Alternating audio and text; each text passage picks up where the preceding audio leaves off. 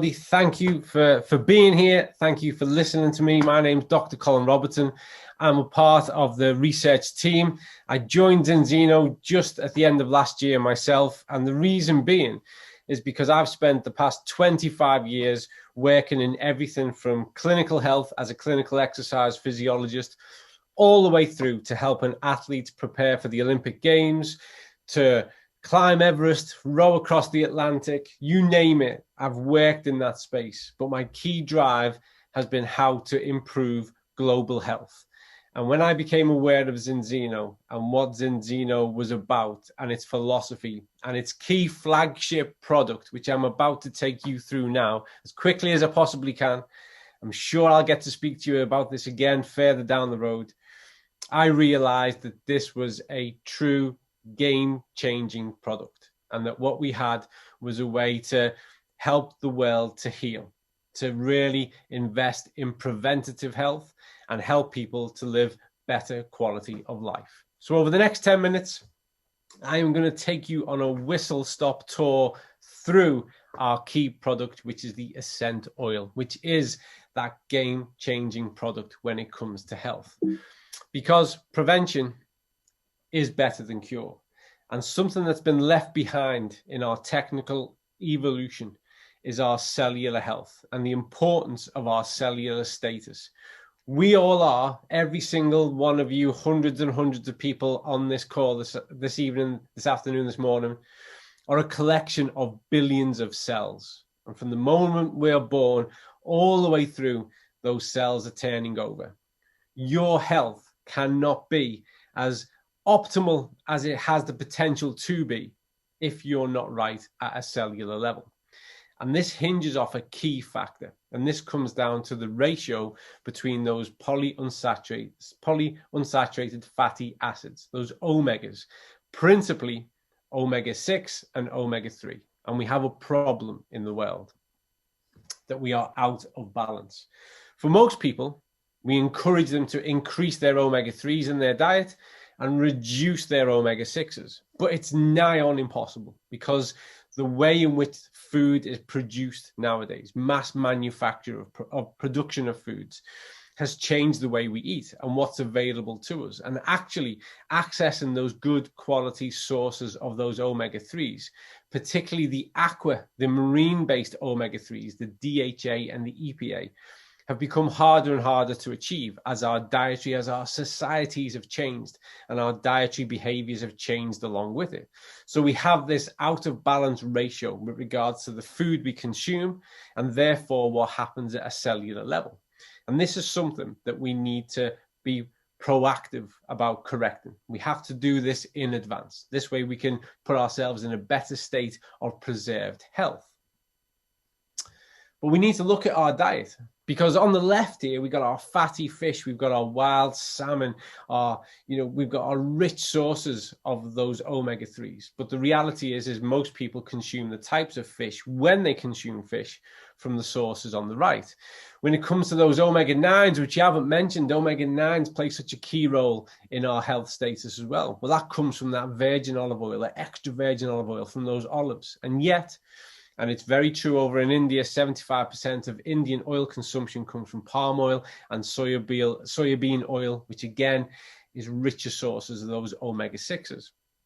So when we look at dietary behaviors across the globe, we see this consistent pattern of shift and change towards those most manufactured, easier to access sources of foods and nutrients, which take further and further steps away from the sources that we actually need, that we've evolved from this planet consuming and being based upon. Our relationship with nature, with the planet, as we've progressed as a species, has relied on this. But there's been a fundamental change in how we do food. And so much of this has been left behind. In India today, we're seeing a young population with different eating habits. Things have changed. The world has changed. We've experienced this here in the UK, where I'm based, certainly in the US, all across mainland Europe, Australia, and we're seeing this in India as well. Every third person is a youth in India. And in approximately 7 years' time, the median age will be 29. Frozen ready meals already outpace any other subcategory of food with double-digit growth in 2019. This is the same shift in dietary behavior that we've seen across the world. And McCain Foods India continues to be the leader. And they are producing mass manufactured ultra-processed foods, which give us direct access more often than not to some of the things we shouldn't eat, but definitely to increased sources of omega-6. No omega-3. We need to strike a better balance. We need to start to figure, how do we address this? How do we get that essential omega-3 back into the diet sustainably? There are 7.8 billion people in the world. In reality, to achieve this through our diet, we would have to be eating line-caught, wild, fatty fish 4 to 5 times per week. So do the maths, 7.8 billion times 4 to 5 per week. It's not ecologically sustainable. So we need to use 21st century food technology to better use, to create solutions and not more problems. When we have a look at omega status across the world, India, sadly, with its change in behavior, with this move towards fast food, less fish, what do we see? Well, we see a similar profile to this.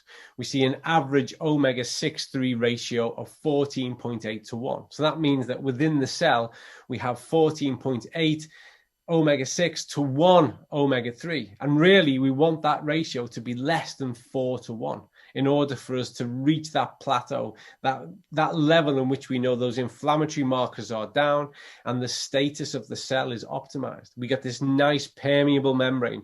Nutrients can get in, toxins can get out, and the cell is a happy place to be. When we look at people who consume other types of omega-3 product, the fish oil industry, what do we see? Well, we see a bit of an improvement, but we still don't see people reaching the required level. We see this now on average across the world at 9.9 to 1. So still way outside the required range of that 4 to 1. But this is what we see. And there's good reason for that. And we at Zinzino agree with the next statement, is the fish oil doesn't work. There's a key element missing from fish oil, and that it's not attached to the polyphenol. The polyphenol, going back a moment ago when we discussed our virgin olive oil, the polyphenol is key to this. Wherever we find omega-3 in the wild, it is attached to a polyphenol. And the fish oil industry separates the two. And that leaves the omega-3 vulnerable, sensitive to heat, and it experiences a lot of deterioration before it can ever reach the cell. And hence why we see those types of statistics. And the research supports that. However, when we get to the essential oil, we see something decidedly different. And my colleague Henrique is going to talk through the test shortly, so I'll just focus on some of the data. Across that 120 days of consumption of the essential oil, what we see is people going from this pro-inflammatory state, where we see those raised levels of omega-6 to 3, to that anti-inflammatory state, where we get beneath that 4 to 1. In beyond 95% instances, we see this change brought about. This is the most important fundamental switch we can make to the cell. At this level, we are starting to normalize the health status of the cell, controlling those inflammatory markers, and therefore better placing us with every other consequence of our potential health.